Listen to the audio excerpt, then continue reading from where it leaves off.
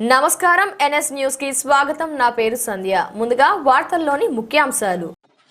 NDA కూటమి ప్రభుత్వం అధికారంలోకి వచ్చిన నాటి నుంచి ఇప్పటి వరకు మైలవరం నియోజకవర్గ పరిధిలో సీఎం సహాయ నిధి నుంచి 1069 మందికి 8.29 రూపాయల కోట్లు మంజూరు చేసినట్లు మైలవరం ఎమ్మెల్యే వసంత కృష్ణ ప్రసాద్ వెల్లడించారు. ఆయన శుక్రవారం మీడియాతో మాట్లాడుతూ తాజాగా 122 మందికి 79.14 లక్షల రూపాయలు సీఎంఆర్ఎఫ్ మంజూరు అయినట్లు పేర్కొన్నారు.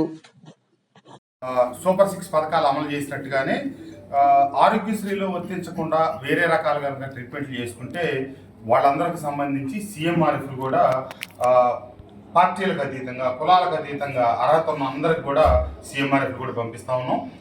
ఇప్పటి వరకు దాదాపుగా 1400 పైచీలకు సీఎంఆర్ఎఫ్ పంపిస్తే వీటిలో 900 శాంక్షన్ వచ్చి ఇవ్వడం జరిగింది.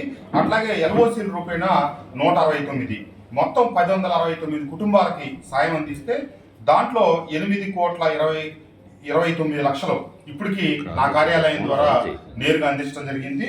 మొన్న పోయిన వారం దాదాపుగా 250 చెక్కులు పంపిణీ చేసాం.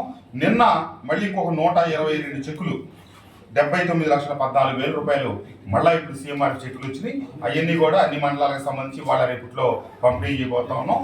ఈ ప్రభుత్వం అధికారంలోకి వచ్చిన తర్వాత ఈ 14 మాసాల్లో ఇచ్చినది 1,069 మందికి 8,29 లక్షలు. ఈ రకంగా ఆర్థిక వ్యవస్థ ఎంత ఇబ్బందికరమైన పరిస్థితి ఉన్నప్పటికీ పేదల కోసం ఆదుకునే దానికోసం ఈ ప్రభుత్వం అన్ని రకాలుగా ముందు